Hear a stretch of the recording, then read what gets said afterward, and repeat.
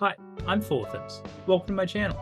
Today, I want to talk about arguably the best quality that a sub-DPS character can have in Genshin Impact. Before we get started with this video, be sure to hit that like button and leave a comment too. Liking and commenting does a ton to help my videos in the YouTube algorithm. Xingqiu, Electro Traveler, Constellation 6 Fischl, and the upcoming Raiden Shogun all have something in common.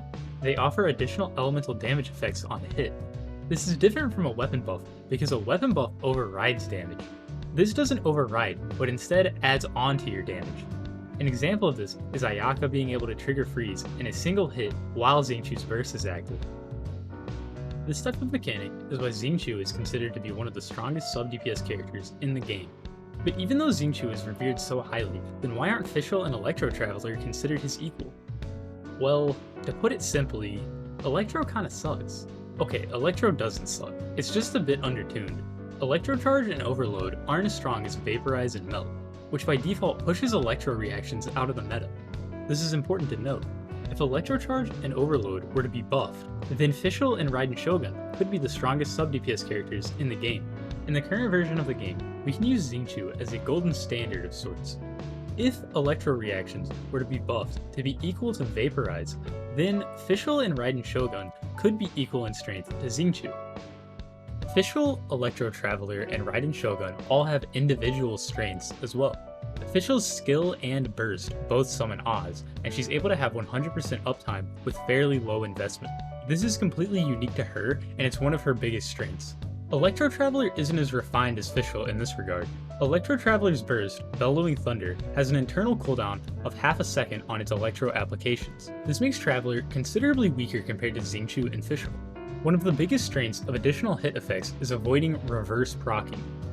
For example, if I put Electro on an enemy and Oz is on the field, and in range, I can hit that enemy with other elements as much as I want and Electro will remain on the enemy. This makes it where my main DPS is always the character proccing their reactions, so I'm getting the most damage out of my reactions. With Electro Traveler's burst, if I'm attacking too quickly, my main DPS's element will override Electro, and then Bellowing Thunder will be proccing reactions, which will most likely be doing considerably less damage. However, Electro Traveler still has the added benefit of being able to generate a ton of energy particles with both their skill and burst, which is very valuable. Raiden Shogun is pretty interesting. As of right now, all we know about her elemental skill is that it applies additional AoE electro damage on hit, and also increases the active character's elemental burst damage. Her elemental burst makes her draw her sword and makes her attacks restore energy to the entire party. Her elemental skill could be really strong, but we don't know the duration and cooldown of the skill, or if the damage applications have any kind of internal cooldown. If there is no internal cooldown on the damage applications, and it has a very high overall uptime, this elemental skill could completely replace Fischl. And since her elemental burst restores energy, it's possible that Raiden Shogun could be seen as both Constellation 6 Fischl and Electro Traveler combined into one character, with the added bonus of increasing elemental burst damage.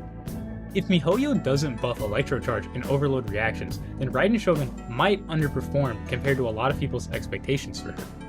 However, this is a bit of a stretch, but if Electro reactions were to be buffed, and Raiden Shogun's skills have a high uptime with no internal cooldown on damage applications, then she would be without a doubt the strongest sub-DPS in the game, truly showing that Raiden Shogun Ball is the god of infinity because she has infinite potential. If you like this video, be sure to like, comment, subscribe, and hit that notification bell.